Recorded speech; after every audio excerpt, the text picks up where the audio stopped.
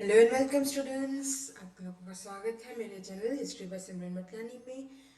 I know मैं एक हफ्ते के बाद वीडियो डाल रही हूँ, बट इसका एक रीज़न है। एक्चुअली एक नहीं बल्कि दो रीज़न है कि मैं एक हफ्ते के बाद आज वीडियो बना रही हूँ, क्योंकि ऑलरेडी ये गणेश चतुर्थी वाला वीक है। सब लोग सेलिब्रेशंस में लगे हुए हैं, और जब भी मैं वीडियो रिकॉर्ड करने बैठती थी, हमेशा पीछे कहीं ना कहीं ढोल बज रहे होते थे, डीजे चल रहा होता था।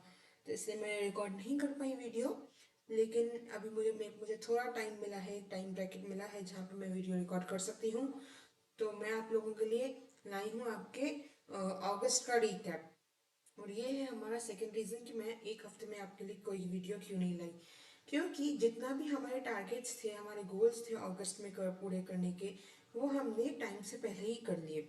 सो हमने जब डिसाइड किया था, आप कैसे पता चलेगा कि हमने क्या डिसाइड किया था? ये इंस्टाग्राम पे मैंने आपके लिए पोस्ट डाला था। अगस्त 2025 का हमारा गोल क्या है कि इसमें हमारा गोल मैंने आपको बताया कि हमारा चैप्टर नंबर 3 हिस्ट्री का, चैप्टर नंबर 4 हिस्ट्री का और चैप्टर नंबर 2 पॉलिटिकल साइंस का हमें कंप्लीट करना था। और वो हमने कर लिया हमारे टाइम से पहले। अब इस प्लेलिस्ट में आपको दिखेगा कि यहाँ पे मैंने ये डाले हैं वीडियोस, पार्ट 1, 2 और 3 चैप्टर 3 के, पार्ट 1 दो वीडियोस में और पार्ट 2 चैप्टर नंबर 4 के। और उसके बाद आपको एक प्लेलिस्ट है जिसपे आपको मिल जाएगा पॉलिटिकल साइंस के भी 3 लेक्चर्स, जिसमें हमने पॉलिटिकल साइंस का सेकेंड चैप्टर कंप्लीट किया। तो इस वीडियो में मैं क्या ला रही हूँ, इस वीडियो में हम बात करेंगे उन्हीं तीनों चैप्टर्स के बारे में जो हमने अगस्त में किए हैं। ये एक रिवीजन है, ये एक शॉर्ट रिवीजन है, जैसे आप एक दिन में 2 या 3 चैप्टर्स कंप्लीट कर सको। और ये आपको काम आएंगे जब आप एग्जाम देने बैठोगे। ऐसा मैंने जुलाई में भी वीडियो बनाया है। अगर आपने यहाँ पे नोटिस किया होगा तो यहाँ पे ये जुलाई इन नटशेल वाला वीडियो है। इस पे भी मैंने आपके लिए तीन तीन जो चैप्टर्स हैं आपके, उनको कवर किया था। कौन से? पहला और दूसरा चैप्टर हिस्ट्री का, और पहला चैप्टर पॉलिटिकल साइंस का। तो इस तरह इस वीडियो के बाद हमारे ऑलमोस्ट ऑलमोस्ट 6 चैप्टर्स कंप्लीट हो जाते हैं हिस्ट्री पॉलिटिकल साइंस से। तो देखते हैं कि अगस्त के महीने में हमने क्या क्या किया। बाकी आप लोग सब्सक्राइब कर लीजिएगा, इंस्टाग्राम पे फॉलो करिएगा, टेलीग्राम की लिंक भी आपको चैनल के डिस्क्रिप्शन में मिल जाएगी वीडियो के। So, what we covered in August 2025, chapter number 3 जिसका नाम है अप्लाइड हिस्ट्री। अब हमने इसमें क्या पढ़ा, क्या इंपॉर्टेंट है आपके एग्जाम के पर्सपेक्टिव से, ये भी देख लेते हैं कि देखो, अप्लाइड हिस्ट्री क्या होती है। सिंपल सी बात है, जहाँ हिस्ट्री अप्लाई हो, कहाँ? रियल लाइफ में, हमारी असल जिंदगी में। और इससे होगा क्या? इससे हमारे आज को और आने वाले कल को फायदा मिलेगा। आपको लेक्चर्स में मैंने आपको समझाया था कि कई बार होता है कि पास्ट में हमारी कुछ सिविलाइजेशंस रही, जैसे इंडस वैली सिविलाइजेशन थी, जिनका ड्रेनेज सिस्टम काफी एडवांस था, जिनकी रोड्स काफी अच्छे थे। तो उनसे हम सीख सकते हैं कि हम आज अपने प्रेजेंट में अपने शहरों में वो ड्रेनेज सिस्टम ला सकते हैं, जो बहुत ही काम का है, बहुत ही यूजफुल है, हमारे लिए टाइम सेविंग है। तो ये होता है हिस्ट्री का एप्लीकेशन रियल लाइफ में। इसके अलावा भी और बहुत सारे एग्जाम्पल्स थे मैंने जो आपको मैंने कंप्लीट लेक्चर में बताए थे, बट फिर ये एक एग्जाम्पल है, इस वक्त मैं आपको यही बता सकती हूँ। देखो, हमने आगे और इसके अलावा क्या बताया, आपका एक इम्पोर्टेंट टॉपिक है ये अप्लाइड हिस्ट्री। क्योंकि ये शॉर्ट नोट के तौर पे आपसे पूछा जाएगा कि अप्लाइड हिस्ट्री क्या है, अप्लाइड हिस्ट्री के बारे में लिखो। सिर्फ आपके लिए शॉर्ट नोट में ये 2 वर्ड छोड़ देंगे, अप्लाइड हिस्ट्री। अच्छा, अप्लाइड हिस्ट्री को पब्लिक हिस्ट्री भी कहते हैं, कि इसका मीनिंग सेम ही है कि? तो आप जब भी शॉर्ट नोट लिखो, इसका आंसर लिखो, तो हो सकता है आपसे अप्लाइड हिस्ट्री पूछे या पब्लिक हिस्ट्री पूछे। तो जो भी हो, आप ये लिखिएगा, it is also known as this. अगर पब्लिक हिस्ट्री पूछे तो आप लिखना it is also known as applied history. और अगर क्वेश्चन हो अप्लाइड हिस्ट्री का, तो आप लिख सकते हो that it is also known as public history. और फिर जो मैंने आपको यहाँ पे बताया, आपके टेक्स्ट बुक में भी मैंने आपको मार्क करके बताया था, that it is study concerned with the application of history for benefit of people। History का एप्लीकेशन ताकि लोगों को बेनिफिट हो आज और आने वाले कल में। उसके बाद हमने क्या देखा, अलग अलग फील्ड्स में हिस्ट्री की एप्लीकेशन को। जैसे हमारी फिलोसॉफी की फील्ड्स थी, साइंस एंड टेक्नोलॉजी को हमने समझा, इंडस्ट्री कॉमर्स की हिस्ट्री से हमें हमें आज में कैसे इम्पैक्ट होता है, ह्यूमैनिटीज में हिस्ट्री कैसे अप्लाई होती है, ये सब हमने देखा था इन डिटेल हमारे पूरे मेन लेक्चर्स में। सो देखो, एक सबसे इम्पोर्टेंट पार्ट जो इस चैप्टर में मुझे लगता है ना, वो है हेरिटेज। आपको एक बहुत अच्छा खासा सेक्शन डेडिकेटेडली आपको दिया है, जो है हेरिटेज रिलेटेड। तो ये तो हो गया अलग अलग फील्ड्स में जहाँ हिस्ट्री अप्लाई होती है। फिर यहाँ आया था आपका कल्चरल एंड नेचुरल हेरिटेज। तो ये क्या है कि देखो, हेरिटेज मतलब धरोहर, एक ऐसी चीज जो अतीत में बनी है या हमारे देश की खूबी है, हमारे देश की एक हाईलाइट की तरह है कि, तो इसको आप ये भी समझ सकते हो। नेचुरल हेरिटेज मैनमेड, या जिसको कल्चरल हेरिटेज कहते हैं कि, इसको मैनमेड नहीं कहते, ये मुझसे गलती हुई है। इसको आप कभी भी मैनमेड मत लिख के आइएगा, इसको कल्चरल लिखेगा, कल्चरल और नेचुरल हिस्ट्री, नेचुरल हेरिटेज। तो नेचुरल, प्राकृतिक, जिसमें जिसको बनाने के लिए इंसान ने मेहनत नहीं की, जैसे फ्लोरा फोना, जानवर, पक्षी, हमारे फ्लावर्स, फिर हमारी इकोलॉजी, हमारी ज्योग्राफी, लैंड एरिया वगैरह, ये सब हमारे नेचुरल हेरिटेज में आते हैं कि, तो आपको यहाँ पे एक लिस्ट दी गई है कि अगर आप देखोगे ना कि हमारे देश में ऐसी कौन सी जगह हैं जिनको नेचुरल हेरिटेज कहा जाता है, तो ये वर्ल्ड नेचुरल हेरिटेज की लिस्ट है कि, जिसमें काजीरंगा है, मानस वाइल्ड लाइफ है, सुंदरबंस है, इनमें वेस्टर्न घाट्स है जो हमारे महाराष्ट्र से हैं कि, मैंने जब लेक्चर में आपको समझाया था ना, मैं आपको फिर से वही बात रिपीट करूंगी, जितना हो सके कौन से साल में कौन सी जगह हेरिटेज साइट बनी, यूनेस्को की हेरिटेज साइट में शामिल हुई, कौन से साल में और कौन सी जगह, इंडिया की, पूरी दुनिया की नहीं है, सिर्फ इंडिया की है। हालांकि लिस्ट जो होती है वो होती है world UNESCO world heritage site, तो दुनिया की ऐसी जगह है जो विश्व धरोहर है कि, तो इंडिया की कौन सी जगह है उसमें भी आपको कल्चरल मिल जाएगी, टेंजिबल और इनटेंजिबल में, और उसके अलावा नेचुरल भी है और मिक्स्ड भी है। तो मिक्स्ड तो आपको सिर्फ एक ही याद रखनी है, कंचनजंगा नेशनल पार्क। सो जितना हो सके इस लिस्ट में से जितना हो सके आप ट्राई याद करने की कोशिश करिए, बार बार बोलिए, बार बार रिपीट करिए। फिर जैसे मैंने कहा, कल्चरल हेरिटेज जिसको मैनमेड क्यों कहते हैं, क्योंकि इंसानों ने बनाया है। अनलाइक नेचुरल, इसके बिल्कुल ऑपोजिट है कल्चरल। इसमें भी दो तरीके के होते हैं, जो होते हैं टेंजिबल, टेंजिबल जिनको आप टच कर सकते हो, जैसे कि कोई मूर्ति, जैसे कि कोई जगह, कोई मीनारेट, कोई भी स्कल्पचर, ताजमहल वगैरह, इन जगहों को आप टच कर सकते हो, ये टेंजिबल है। इनटेंजिबल, जिनको आप नहीं छू सकते, जिन्हें आप या तो एज अ म्यूजिक आपने सुन सकते हो, एज अ परफॉर्मेंस आप उन्हें देख सकते हो, कि एज अ फेस्टिवल आप उसको सेलिब्रेट कर सकते हो, वो होते हैं हमारे इनटेंजिबल हेरिटेज। तो यहाँ पे आपको इनटेंजिबल हेरिटेज की भी बहुत अच्छी लिस्ट दी गई है, और इसमें से बहुत सारे आपके पीवाईक्यू में आए हैं, जो कि मैं आपको आगे बताऊंगी कौन से साल में कौन सा क्वेश्चन पीवाईक्यू में आया है। तो जैसे देखिए यहाँ पे थिएटर है, वैदिक चेंटिंग है, उसके अलावा फोक सॉन्ग्स और ट्रेडिशंस हैं, डांस फॉर्म्स हैं, बहुत कुछ है कि जो इंटेंजिबल कल्चरल हेरिटेज में आता है कि, सो क्या करियर अपॉर्चुनिटीज हैं एज नॉलेज ऑफ हिस्ट्री। अगर आपको हिस्ट्री का ज्ञान है तो आप क्या क्या क्या करियर बना सकते हो। आप म्यूजियम में क्यूरेटर बन सकते हो, आर्काइव्स में काम कर सकते हो। उसके बाद हेरिटेज जो ये जगह है कि इनको भी रिस्टोर करना पड़ता है, इन्हें भी मैनेज करना पड़ता है, इनकी मैनेजमेंट देखनी पड़ती है। उसके अलावा टूरिज्म, हॉस्पिटलिटी, जितनी भी हेरिटेज जगह है, जितनी भी हिस्टोरिकल साइट्स हैं, कोई किला है, कोई मंदिर है, यहाँ पे हमेशा टूरिस्ट आते हैं, पिलग्रिम्स आते हैं, हमेशा लोग यहाँ पे विजिट करते हैं कि, तो इसमें हमेशा एक करियर अपॉर्चुनिटी होती है कि, उसके बाद मास मीडिया हो गया, जैसे कि जर्नलिज्म में आपको काम आ सकता है। आपको मूवीज बनाने के लिए भी हिस्ट्री का नॉलेज कई बार चाहिए होता है कि, आपको फिल्म इंडस्ट्री का भी नॉलेज होना चाहिए कई बार मूवीज बनाने के लिए। तो हिस्ट्री बहुत काम की है, जितनी हमें लगता है कि बस हमारे टेक्स्ट बुक्स तक लिमिटेड है, ऐसा नहीं है कि हिस्ट्री ओवरऑल हमारे लाइफ में भी बहुत जगहों पर काम आती है कि, अगर आप आंखें खोल के आसपास अपने देखोगे ना, तो आपको समझ में आएगा कि हिस्ट्री रियल लाइफ में कितना हमें एंकरेज करती है, कितना हमें मोटिवेट कर सकती है, और कितने हमारे काम आ सकती है कि, फिर चैप्टर नंबर 4, ये तो हो गया हमारा चैप्टर 3, ये है हमारा चैप्टर नंबर 4 जो हमने इस महीने किया, हिस्ट्री इंडियन आर्ट्स की, इंडिया की कला की, हिंदुस्तानी कला की, कला का इतिहास। तो सबसे पहले मैंने आपको ये समझाया कि आर्ट क्या होता है। आर्ट होता है हमारी भावनाओं को व्यक्त करने का, हमारे अनुभव बांटने का, हमारे विजडम को, हमारे नॉलेज को शेयर करने का एक तरीका होता है, एक मीडियम, एक माध्यम होता है इंसानों के लिए। बहुत लोग अपने इमोशंस, अपनी आस्था, अपनी भावनाएं, अपना ज्ञान आर्ट के जरिए शेयर करते हैं लोगों से। दो तरह के आर्ट्स होते हैं। पहला होता है विजुअल आर्ट। विजुअल जैसे कि वर्ड है विजुअल, देखना, विजन, देखना, देख सकते हो जिसको आप, ये ऐसा आर्ट होता है ना जो आर्टिस्ट बना चुका है, और फिर उसकी ऑडियंस जब चाहे उस आर्ट को देख सकती है, जैसे कि पेंटिंग और मूर्तियां और मीनारत। कई सारी पेंटिंग्स हैं, आर्टिस्ट ने पेंट कर लिया, उसको एग्जीबिशन पे लगा लिया, आप जब चाहे देख सकते हो।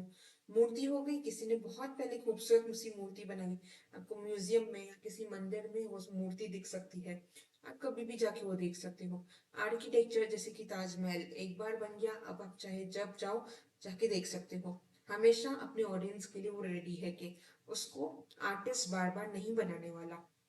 ऐसा होता है हमारा विजुअल आर्ट। तो हमने जब चैप्टर किया था ना, तो उसमें हमने देखे थे अलग अलग forms of visual and performing arts, जिसको हम कहते हैं दृक कला और ललित कला या अंगिका कला। तो अगर आपसे पूछा जाए कि विजुअल आर्ट क्या है, तो ये आप लिख सकते हो, और परफॉर्मिंग आर्ट्स के लिए लिख सकते हो इट इज अंगिका कला या ललित कला।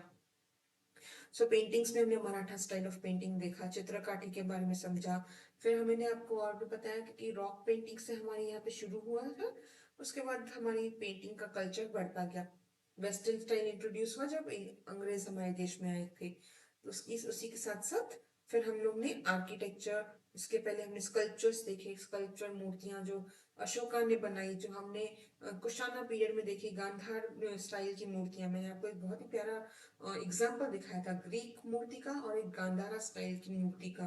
तो आपको उसमें, आपको अगर याद होगा, आपने वीडियो देखा होगा तो आपको बहुत अच्छे से याद होगा, नहीं देखा है तो जाकर के देखिए, क्योंकि वो मुझे पर्सनली बहुत अच्छा लगा था कि आर्ट में हमारा अलग अलग देशों का कितना इन्फ्लुएंस होता है। जैसे कि हमारा प्रीवियसली आर्किटेक्चर जो है, अजंता केव्स है, हमारे पुराने टेम्पल्स हैं, इस्लामिक रूल के पहले के, वो बहुत अलग है। फिर जब इस्लामिक रूल शुरू होता है तो मीनारेट इंट्रोड्यूस होती है, ये मीनार्स बनाई जाती है, पिलर्स बनाए जाते हैं हमारे आर्किटेक्चर में। फिर अंग्रेजों ने जो बनाया वो बिल्कुल अलग गॉथिक स्टाइल का आर्किटेक्चर था। हर एक मैंने आपको पॉइंट आपको अच्छे से कवर की थी इस चैप्टर की। फिर उसके अलावा हम यहाँ पे होता है दूसरा परफॉर्मिंग आर्ट, जो कि विजुअल आर्ट के बिल्कुल अलग है। यहाँ पे आर्टिस्ट आर्ट बना के आपके लिए हमेशा अवेलेबल नहीं रखता।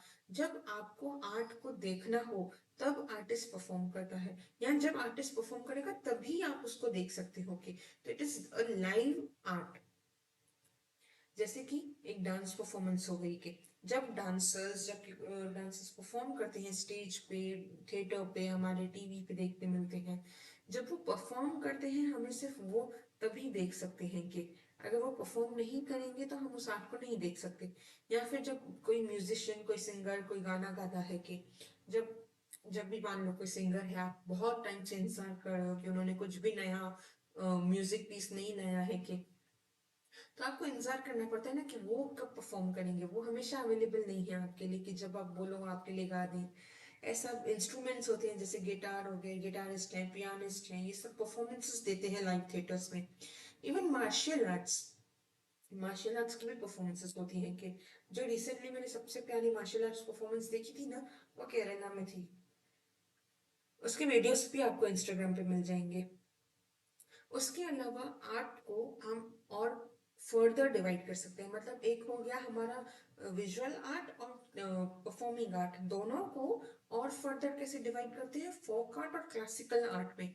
तो जो फोक आर्ट होता है वो मेनली एक ऐसी कला होती है ना, जो जनरेशन टू जनरेशन बिना किसी प्रोफेशनल ट्रेनिंग के, बिना किसी गुरु के या गुरु शिष्य रिश्ते के, बिना किसी यूनिवर्सिटी कॉलेज कोई स्कूल पर्टिकुलरली जाके आप नहीं सीखते हो, वो जनरेशन टू जनरेशन, पीढ़ी दर पीढ़ी कम्युनिटी में रहकर अपने परिवार से आप सीखते हो। जैसे कि आपकी मातृभाषा हो गई, जो आप बोलना सीखते हो, अपने घर वालों को बात करके सुनते हो, तो आप सीख जाते हो वो लैंग्वेज।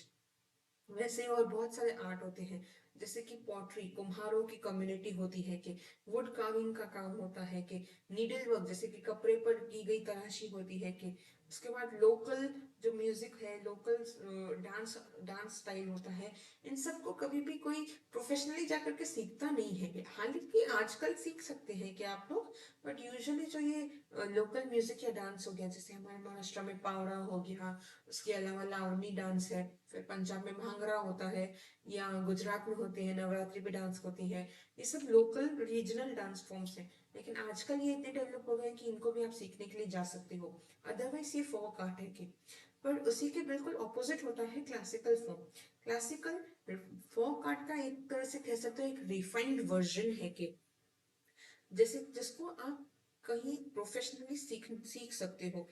जैसे कि हम कथक या भरतनाट्यम या even western style of dance जैसे कि सालसा बैले, ये सब भी आप जाकर के सीखते हो प्रोफेशनली, कई साल प्रैक्टिस करते हो। या म्यूजिक हो गया, म्यूजिक की आप प्रोफेशनल ट्रेनिंग ले सकते हो। कोई इंस्ट्रूमेंट है, गिटार है, पियानो है, तबला है, सितार है, आपको प्ले करना है, आपको बजाना है, तो आपको बस किसी प्रोफेशनल से जाके सीखना पड़ेगा। सो ये होता है फर्क फोक आर्ट और क्लासिकल आर्ट का। ये था सबसे इम्पोर्टेंट पार्ट हमारे चैप्टर नंबर 4 का। तो इन डिटेल जाकर के आप मेरे चैनल पे वीडियो देखिए, क्योंकि ये तो सिर्फ रिवीजन है जो आपको काम आएगा जब आपके एग्जाम्स शुरू होंगे। तो एग्जाम के एक रात पहले ये 3-4 वीडियोस बनेंगे, जैसे जैसे जितना हमें टाइम लगेगा, करीबन 3 या 4 महीने का। तो 2 महीने हमारे हो चुके हैं और 2 महीने ज्यादा से ज्यादा आपके लगेंगे सिलेबस खत्म होने तक। तो दिसंबर तक आपका सिलेबस भी खत्म हो जाएगा, ये सारे रिविजन वीडियोस भी आ चुके होंगे। उसके बाद हम लोग फिर आगे पीवाईक्यू पेपर्स वगैरह को इन डिटेल पढ़ेंगे जब तक आपके एग्जाम शुरू नहीं हो जाते। तो चैप्टर नंबर 2 किसका, पॉलिटिकल साइंस का, क्या था, इलेक्शन प्रोसेस, इलेक्शन की प्रक्रिया क्या है, चुनाव प्रक्रिया के बारे में। सबसे पहले तो ये याद रखना, लोकतंत्र और डेमोक्रेसी को जिंदा रखने के लिए सबसे इम्पोर्टेंट है इलेक्शन हो। क्यों होती है इलेक्शन? ताकि लोगों को मौका मिले अपनी सरकार, अपने प्रतिनिधि को चूज करने का। इलेक्शन इसीलिए होती है क्योंकि डेमोक्रेसी का मतलब ही यही है कि आप अपने बिहाफ पे किसी को प्रतिनिधि बनाते हो, अपने लिए लॉ बनाने के लिए, अपने लॉस लेजिस्लेट करने के लिए और उन्हें एग्जीक्यूट करने के लिए। सो आपको अपना रिप्रेजेंटेटिव चुनना है, प्रतिनिधि चुनना है। कैसे चुनोगे? सब लोग मिलके एक पोलिंग बूथ पे जाते हो, वहां पे अपना वोट डालते रहते हो कि हम इन 4 लोगों में से इस एक पर्सन को अपना वोट देते हैं, जिसको ज्यादा वोट मिले वो हमारा अगले 5 साल के लिए प्रतिनिधि होता है। कि इससे क्या होता है? Smooth transfer of power. अब देखो, अगर आप तानाशाही को देखो, तानाशाही में कभी भी स्मूथ ट्रांसफर ऑफ पावर नहीं होता, क्योंकि तानाशाह कभी अपनी जगह छोड़ते नहीं है। पर डेमोक्रेसी ऐसी है ना कि बाय लॉ अगर आपको चूज किया गया है कैंडिडेट के तौर पे, रिप्रेजेंटेटिव के तौर पे, तो आप सिर्फ 5 साल के लिए उस चेयर पर बैठ सकते हो, अपनी कॉन्स्टिट्यूएंसी को रिप्रेजेंट कर सकते हो। कि 5 साल के बाद आपको उतरना पड़ेगा, और अगर आपको लोग दोबारा चुनेंगे तो ही आप आगे लोगों को रिप्रेजेंट करोगे, अदरवाइज नहीं करोगे। ये होता है स्मूथ ट्रांसफर ऑफ पावर। इससे दंगे फसाद नहीं होते कभी भी पावर चेस करने के लिए। बट हालांकि ये थियोरी है, प्रैक्टिकलिटी इससे काफी अलग होती है। Encourages people's participation of people. Democracy एक ऐसी चीज है ना जिसमें लोगों का पार्टिसिपेट करना सबसे इंपॉर्टेंट है, क्योंकि प्रतिनिधि तो वो आपके होंगे ना, तो आपको चूज करना है अपना कैंडिडेट। हर 5 साल बाद इंडिया के सिटीजन्स अपने वोट देते हैं, ताकि नई सेंट्रल गवर्नमेंट, नई स्टेट गवर्नमेंट, नई लोकल गवर्नमेंट को चूज कर सके। इस प्रोसेस को हम कहते हैं इलेक्शन प्रक्रिया। कौन कंडक्ट करता है इस इलेक्शंस को? हमारे देश में इलेक्शन कमीशन ऑफ इंडिया है। उसके अलावा हर स्टेट की अपनी स्टेट इलेक्शन कमीशन भी है। इस इलेक्शन कमीशन के एक चीफ इलेक्शन कमिश्नर होता है, जिसको हम CEC, मैंने आपको बहुत ही डिटेल में समझाया था। और मैंने आपको ये भी बताया था कि हमारे देश के पहले चीफ इलेक्शन कमिश्नर कौन थे, जो 1921 में चीफ इलेक्शन कमिश्नर बने थे, जिन्होंने 1921 में सिविल सर्विसेज ज्वाइन किया था, और 1951 में वो देश के पहले चीफ इलेक्शन कमिश्नर बने थे। तो उसका नाम आप लोग को बताना है मुझे कमेंट सेक्शन में, कमेंट करके। तो क्यों, आपसे एग्जाम में पूछा जा सकता है कि, याद रखिएगा, आपसे एग्जाम में कुछ भी पूछा जा सकता है बोर्ड्स में। 2 और मेंबर्स होते हैं जिनको इलेक्शन कमिश्नर्स कहते हैं। कि प्रेसिडेंट ऑफ इंडिया होते हैं जो चीफ इलेक्शन कमिश्नर को अपॉइंट करते हैं। ये लोकसभा, राज्यसभा, सेंट्रल गवर्नमेंट की, सेंट्रल लेवल की जितनी भी इलेक्शंस है, election commission of India conduct करता है। स्टेट लेवल पे, लोकल लेवल पे जो इलेक्शंस होनी है उसके लिए हमारे पास स्टेट इलेक्शन कमीशन है। पूरी जो इलेक्शन है, पूरे जो चुनाव है ना, इसकी प्रक्रिया होती है, पूरी प्रक्रिया स्टेप बाय स्टेप चलती है। कि पहले एक कॉन्स्टिट्यूएंसी को डिमार्केट किया जाता है, इतने बड़े देश को छोटे छोटे पीसेस में, छोटे छोटे लैंड पार्सल्स में बनाया जाता है। उसके बाद हर एक कॉन्स्टिट्यूएंसी से कोई ना कोई हर अपनी पार्टी से लोग अपने कैंडिडेट्स को खड़ा करते हैं, उनके नॉमिनेशन फॉर्म्स फिल होते हैं, वो फॉर्म्स वेरीफाई होते हैं। उसके बाद अच्छा खासा कैंपेन चलता है लोगों को बताने के लिए कि वो पॉलिटिकल पार्टी क्या ऑफर कर रही है, कि अगर सरकार में आएंगे तो वो क्या करेंगे हमारे लिए। और फिर उसके बाद एक कूलिंग पीरियड होता है, जो कि 48 आवर्स पहले शुरू हो जाता है, वोट होने से पहले। फिर जाकर के कहीं लोगों को वोट करने का चांस आता है, लोग जाते हैं अपने वोट डालते हैं, और उसके बाद जब काउंटिंग हो जाती है तो रिजल्ट डिक्लेयर की जाती है कि आखिर किस कैंडिडेट को कौन सी कॉन्स्टिट्यूएंसी में सबसे ज्यादा वोट्स मिले, और वो अगले 5 साल के लिए हमें रिप्रेजेंट करते हैं हमारी कॉन्स्टिट्यूएंसी से। कई सारे रिफॉर्म्स भी सजेस्ट किए गए थे, जैसे कि हमारे यहाँ पे बहुत कॉमन हो चुका है क्रिमिनलाइजेशन ऑफ पॉलिटिक्स। ऐसे कैंडिडेट्स को उतार लेती है पॉलिटिकल पार्टीज जिनका क्रिमिनल बैकग्राउंड है, उसको कंट्रोल करने की जरूरत है। रिश्वत, पैसा, ब्राइबरी, फ्री बीस, ये सब बहुत कॉमन है। मुफ्त में चीजें बांटना, मुफ्त में सामान बांटना, मुफ्त में बहुत कुछ बांटा जाता है, इसको फ्री बी कल्चर कहते हैं, तो वो बंद होना चाहिए। उसके बाद वोटर लिस्ट में बहुत बार फॉल्ट होता है, वो नकली वोटर्स होते हैं, एरर होते हैं कई बार वोटिंग लिस्ट में, तो ये सब चीजों को भी बहुत फिक्स करने की बहुत जरूरत है। तो अगर ऐसा चलता रहा कि क्रिमिनल्स ज्यादा रुकते हैं पॉलिटिक्स में, ज्यादा फॉल्स वोटिंग हो रही है, तो हमारी डेमोक्रेसी का कोई सेंस नहीं बचेगा। उतनी हमारी डेमोक्रेसी को उतनी ज्यादा हमारी डेमोक्रेसी ना कम ट्रांसपेरेंट रहेगी। सो ये सारी डिटेल्स मैंने बहुत डिटेल में ये चैप्टर आपको बहुत अच्छे से समझाया था। इसके नोट्स मैंने आपको टेलीग्राम चैनल पे दिए हैं, तो जाइए टेलीग्राम चैनल ज्वाइन करिए, नीचे आपको लिंक मिल जाएगी। ये पूरा प्रोसेस ऑफ इलेक्शन, ये जो टेबल है ना, ये सबसे इम्पोर्टेंट है। कि क्यों, ये आपको एग्जाम में करीबन 2 बार आ चुकी है पहले, तो ये याद करिएगा कि पहले कॉन्स्टिट्यूएंसी होती है, उसके बाद हमारी वोटर लिस्ट बनती है, फिर नॉमिनेशन फॉर्म्स भरे जाते हैं, इलेक्शन कैंपेन्स किए जाते हैं, फिर सिटीजन्स वोट करते हैं, उन वोट्स को काउंट किया जाता है, उनकी रिजल्ट आती है, और रिजल्ट आने के बाद कोई अगर इशू हो, कोई डिस्प्यूट हो, तो उसको इलेक्शन कमीशन सॉल्व करती है।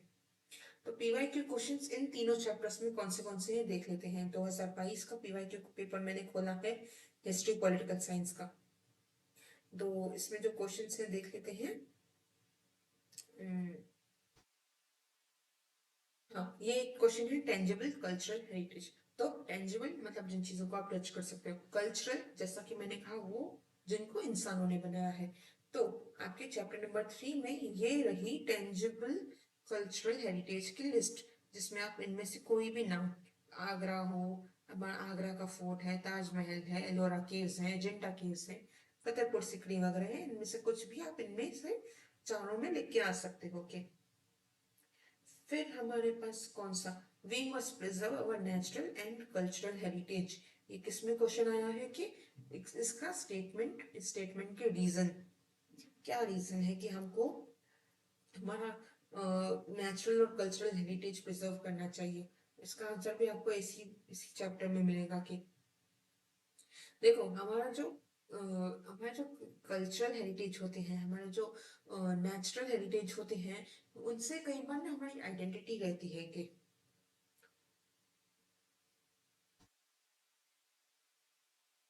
देखो, ये मैंने यहाँ पे आपको तभी भी हाईलाइट करके बताया था कि applied history is concern with preservation and conservation of heritage.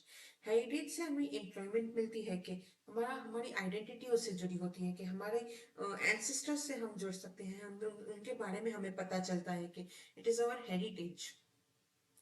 सो उसके बाद हमारा नेक्स्ट क्वेश्चन क्या है कि ये तो आपकी पैराग्राफ हो गई, and then we have how can we correlate applied history with our present. मैंने अभी अभी आपको एग्जांपल बताया, अप्लाइड हिस्ट्री को हमारे प्रेजेंट में हम कैसे अप्लाई कर सकते हैं। कि ये एक यहाँ पे आपको कॉन्फिडेंस है दैट हिस्ट्री का नॉलेज काम का होता है कहाँ, they provide guidance in field solution, finding solution to contemporary social issues and incorporate them in social planning. तो हमें हमारे जो प्रेजेंट में हम प्रॉब्लम्स फेस करते हैं, उन्हें सॉल्व करने के लिए कई बार हिस्ट्री का नॉलेज हमें काम आता है। कि तो वो हमारी प्रैक्टिकल यूज है, हमारी एप्लीकेशन है हिस्ट्री की हमारे प्रेजेंट में। देन आ गया हमारा पॉलिटिकल साइंस का पार्ट आ गया। इसमें कौन से क्वेश्चंस आपको कौन सा चैप्टर नंबर 2 से हैं। State government decides as to when and in how many stages the election would be held in particular state. तो क्वेश्चन क्या है कि क्वेश्चन है कि क्या ये ट्रू है या फॉल्स है, और अपने रीजन बताओ। तो मतलब ये सही तो है नहीं, बिल्कुल नहीं है, स्टेट गवर्नमेंट नहीं, स्टेट इलेक्शन कमीशन, मैंने आपको अभी बताया हर स्टेट की अपनी इलेक्शन कमीशन होती है, तो वो करती है, तो इट इज फॉल्स।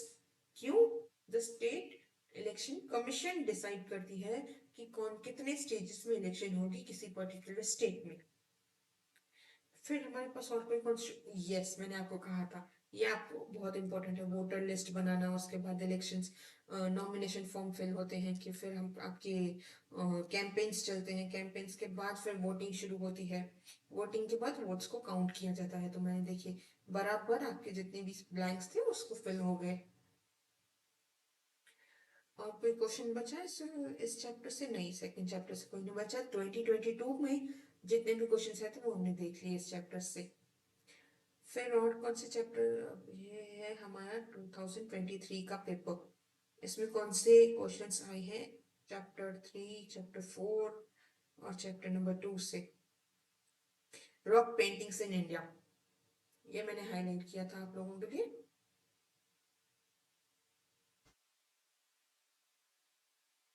इंडिया में रॉक पेंटिंग्स कहाँ पे हैं? ये लिस्ट है, मध्य प्रदेश, उत्तर प्रदेश, बिहार, उत्तराखंड, कर्नाटका। उसमें भीमबेटका है वर्ल्ड हेरिटेज साइट। तो इनमें से आप नाम लिख के आ सकते हो कि कौन सी पेंटिंग स्टॉक कट पेंटिंग्स की साइट्स हैं के। पब्लिक हिस्ट्री, जैसे मैंने आपको कहा, पब्लिक हिस्ट्री को भी पूछ सकते हैं, इसको अप्लाइड हिस्ट्री भी पूछ सकते हैं। तो आप लोगों को जो मैंने आपको अभी आंसर बताया, पहला line, public history is also known as applied history. It is application of history in present for finding solutions to present problems, contemporary issues. Then की पैसेज हो गई। और क्या क्वेश्चंस हैं इनमें से? कोई है? नहीं, I don't think. Political science का हमारा पार्ट आ गया। Under special circumstances, the election commission holds re-elections in a particular constituency for a second time. So, किसी खास circumstance में, किसी खास हालातों में इलेक्शन कमीशन कुछ जगहों पर, कुछ कॉन्स्टिट्यूएंसीज में या किसी पर्टिकुलर एक कॉन्स्टिट्यूएंसी में री इलेक्शन करती है। ट्रू, बिल्कुल करती है। कि क्यों? अगर कोई भी हमें कंप्लेन मिलती है, साबित होता है कि कहीं पे भी कोई माल प्रैक्टिस हुई है, कि कोई भी कहीं रिश्वत दी गई है, कहीं पे जोर जबरदस्ती से लोगों को फोर्स किया गया है वोट करने के लिए किसी पार्टी के लिए, तो वहां पे आप उस कॉन्स्टिट्यूंसी में इलेक्शन कमीशन दोबारा इलेक्शन करवा सकती है। कि नेशनल पार्टीज करप्शन अगले चैप्टर्स में पता चलेगा। इंपॉर्टेंट मूवमेंट्स अगले चैप्टर में है। रीजनल पार्टी भी अगले चैप्टर में है। कि तो व्हाट आर द चैलेंजेस, ये भी शायद आपका लास्ट चैप्टर है। कि तो देखते हैं 2024 में क्या क्वेश्चन है हमारे इन 3 चैप्टर्स में से। जैसा कि मैंने कहा था, आपको ये लिस्ट याद रखनी है जो चैप्टर नंबर 3 में है। कि टेंजिबल, इंटेंजिबल और नेचुरल और मिक्स्ड हेरिटेज। तो ये यहाँ पे आपसे कौन सा पेयर दिया गया है? ये है हमारा आर्ट, हमारा हेरिटेज। कौन सा? Intangible heritage, intangible cultural heritage. तो कोटियाटम क्या है? संस्कृत थिएटर है केरला से। रामम क्या है? डांस फॉर्म है वेस्ट बंगाल से। रामलीला क्या है? ट्रेडिशनल परफॉर्मेंस रामायण की जो यूपी में होती है। और कलबेलिया है फोक सॉन्ग एंड डांस जो राजस्थान से है। तो आप लोग ये बताइए मुझे इस लिस्ट में से देख करके अच्छे से कि इनमें से कौन सा आंसर सही है, इनमें से कौन सा पेयर गलत है। कि तो कोटियाटम यह संस्कृत थिएटर है। रामलीला ट्रेडिशनल परफॉर्मेंस है। रामम रिलीजियस फेस्टिवल है जो गढ़वाल हिमालयस में होता है। कलबेलिया यस राजस्थान के सॉन्ग है। तो ऑफ कोर्स हमें पता चल गया इनमें से रॉन्ग है जो है रामम है, ये डांस फॉर्म में नहीं है वेस्ट बंगाल का, ये गढ़वाल कम्युनिटी का है। और क्या है हमारे इन 3 चैप्टर्स में से? यस देखो, सेम सेम उन्हीं 3 लिस्ट में से आपको एक और क्वेश्चन आया है कि natural heritage site, world natural heritage site कौन से साल में, कौन सी जगह? तो काजीरंगा नेशनल पार्क कौन से साल में हेरिटेज साइट बनी थी? 1985 में। उसके बाद हमारी है 87 में कौन सी जगह हेरिटेज साइट बनी थी? 87 में बनी थी सुंदरबंस नेशनल पार्क। देन हो गया हमारा वेस्टर्न घाट्स। वेस्टर्न घाट्स कौन से साल में? 2012 में। एंड देन लास्ट में 2014 में कौन सी जगह हेरिटेज साइट में शामिल हुई थी? Great Himalayans National Park Conservation Area. So जैसा कि मैंने कहा था, जो भी इंपॉर्टेंट थे मैंने आपको बताया, वो आए हैं। कि जो भी मैंने आपको पूरे लेक्चर के टाइम पे इस रिवीजन वीडियो में जो भी मैंने आपको पार्ट्स कहे कि ये इंपॉर्टेंट हैं, वो आपको भी दिख रहे हैं कि पहले भी इन पे सवाल पूछे गए हैं। It is necessary to preserve the tradition like Chitrakathi, जो कि एक्सटिंक्ट होने के कगार पर है। कि यस बिल्कुल सही है। कि यहाँ पे आपको ट्रू एंड फॉल्स नहीं पूछा गया, ये स्टेटमेंट्स ट्रू हैं। कि इनका आपको रीजन बताना है कि ये हमें प्रिजर्व करना इंपॉर्टेंट है क्योंकि ये एक्सटेंशन के वर्ज पे है। कि इसका आपको रीजन देना है। List of world heritage sites is announced by UNESCO. इनकी कुछ टर्म्स एंड कंडीशंस होती है जिसके अकॉर्डिंग ये अपनी लिस्ट को जारी करते हैं कि फिर और क्या क्वेश्चंस है? What kind of professional opportunities are available in field of arts? Art के तौर पर आप आर्ट में म्यूजियम क्यूरेटर बन सकते हो, आर्काइविस्ट बन सकते हो।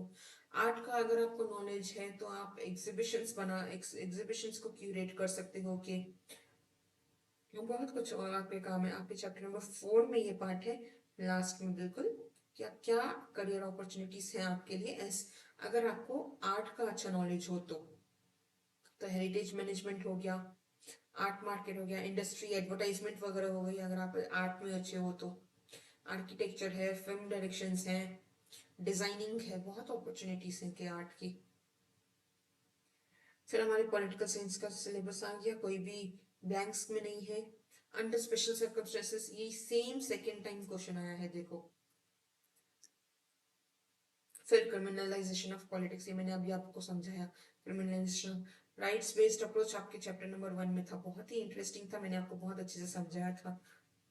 प्रोसेस ऑफ इलेक्शंस, देखो ये भी सेकेंड टाइम रिपीट हुआ है, तो इनके जो भी क्वेश्चंस दो दो बार आए हैं उनको तो आप ध्यान से पढ़ना। Nomination of candidates and scrutiny of forms, तो पहले यहाँ पे हो गया वोटर लिस्ट हो गया। फिर आपका इलेक्शन कैंपेन हो गए कि कैंपेन्स रन किए जाते हैं, वोटिंग हो गई, काउंटिंग ऑफ वोट हो गया, and then result of declaration of results, and then कोई भी कंप्लेंट्स ग्रीवेंसेस हो तो उन्हें सॉल्व करना। इसके साथ पूरा इलेक्शन प्रोसेस कंप्लीट हो जाता है।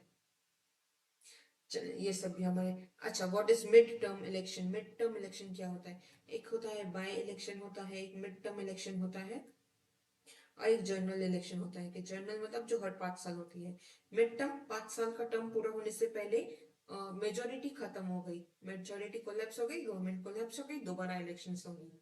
बाय इलेक्शन किसी पर्टिकुलर कॉन्स्टिट्यूएंसी में दोबारा रिपीट करना, वहां की कैंडिडेट समझ लो डेथ हो गई, यहाँ पता चला कि वहां पे कोई माल प्रैक्टिस हुई है, तो दोबारा इलेक्शंस की जाती हैं। तो यहाँ पे मिड टर्म इलेक्शंस क्या है?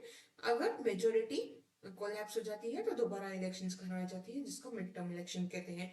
जो अपना टर्म पूरा होने से पहले, यानी 5 साल का वक्त पूरा होने से पहले दोबारा इलेक्शंस किए। लास्ट पीवाईक्यू है हमारा 2025 का, पिछले साल का। Earliest museum in the world कहाँ पे डिस्कवर हुआ था, कौन से शहर में? उड में, मेसोपोटामिया में ये शहर है कि मैंने आपको बताया था, वहां की प्रिंसेस थी जो यहाँ की इस म्यूजियम की क्यूरेटर थी। फिर हमारे पास कौन सा और क्वेश्चन है कि इसमें से, इन 3 चैप्टर्स में से?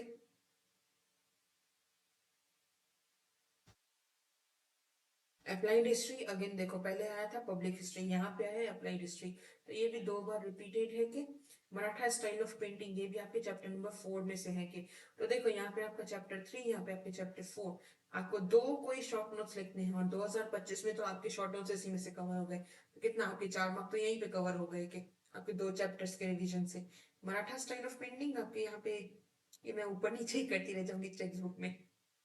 मराठा स्टाइल ऑफ पेंटिंग जो कि म्यूरल्स या दीवारों पर बनाए जाते थे, मराठा स्टाइल ऑफ पेंटिंग का वही मीनावली सतारा, ये सब पुराने वाड़ा हैं कि घर हैं कि यहाँ एक तरीके का छोटा सा कासल है कि मराठास के, तो इस पे राजपूत और यूरोपियन स्टाइल का इन्फ्लुएंस था। ये छोटा सा पार्ट है, आप आराम से लिख सकते हो कि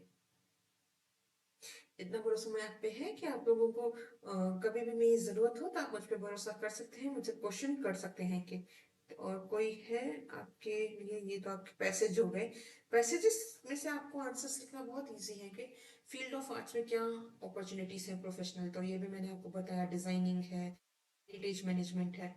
पावड़ा, पावड़ा अगेन एक फॉर्म ऑफ पोइट्री है जो महाराष्ट्र में फेमस है कि। देन हमारे आ गए पॉलिटिकल साइंस का सिलेबस। अगेन ये तीसरी बार यहाँ पे रिपीट हुआ है कि under special circumstances election commission holds री इलेक्शंस। इलेक्टोरल प्रोसेस में ये एक अलग तरीके से इलेक्टोरल प्रोसेस का पूछा गया है कि इलेक्शन कमीशन का क्या काम है और वोटर्स का क्या काम है। तो वोटर्स का पहला काम है अपना वोटर आईडी बनवाना, और वोटर्स का दूसरा काम है अपना वोट डाल के आना। इलेक्शन कमीशन का पहला काम क्या है कि पार्टीज को रिकॉग्निशन देना। उसके बाद दूसरा जो रोल है आप कह सकते हो इलेक्शन कमीशन का, वो है एक्चुअली वोटिंग करवाना या पोलिंग बूथ सेट करना। फिर और कोई है सोशल चैलेंजेस, ये भी आपके लास्ट चैप्टर में आएगा। State the norms that are set by election, नहीं ये भी आपके अगले चैप्टर में है। Factors required for success of democracy, इसमें ये आपको काफी कॉमन क्वेश्चन है। इलेक्शंस कंडक्ट होना, रिप्रेजेंटेशन, वोटिंग, इलेक्शंस होना, यही सब आपके फैक्टर्स हैं, वो वजह जिनसे एक डेमोक्रेसी सक्सेसफुल होती है। तो रेगुलर इलेक्शंस, वोटिंग का अधिकार, वोटिंग राइट हो गया, ये आपके 2-3 फैक्टर्स हो गए। तो इसी के साथ हमारा ये वीडियो होता है पूरा। मैंने आपको तीनों चैप्टर्स का एक शॉर्ट एक्सप्लेनेशन दे दिया, रिवीजन हो गया, आपके पीवाई की क्वेश्चंस हो गए। तो इस वीडियो को जो है ना आप लोग डाउनलोड करके रख लो, सेव करके रख लो, क्योंकि ये कहाँ पे आपको काम आएगा कि जब आपके एग्जाम्स का टाइम आएगा मार्च अप्रैल में, तब आप लोग ये 3-4 वीडियोस टोटली बनेंगे। एक मैंने जुलाई रिकैप बनाया, एक अगस्त रिकैप बनाया, इसके बाद हम सितंबर, अक्टूबर और नवंबर में हमारा सिलेबस खत्म करेंगे, तो और 3 वीडियोस आएंगे। तो ऐसे करके हम लोग ऑलमोस्ट 5 वीडियोस में आपके पूरे सिलेबस का रिविजन होगा, जो कि आप एग्जाम से एक रात पहले पढ़ना चाहो तो आपके लिए काफी इजी है कि मिलते हैं अगले वीडियो में। अगले वीडियो में हम क्या करने वाले हैं कि हम शुरू करेंगे सितंबर के क्विज, क्या अगले 2 चैप्टर हिस्ट्री के और अगला एक चैप्टर पॉलिटिकल साइंस का। तो देखते हैं कितना जल्दी हम सितंबर में अपना गोल कंप्लीट करते हैं कि वो भी मैंने आपके लिए इंस्टाग्राम पे पोस्ट कर दिया है कि। तो मिलते हैं अगले वीडियो तक।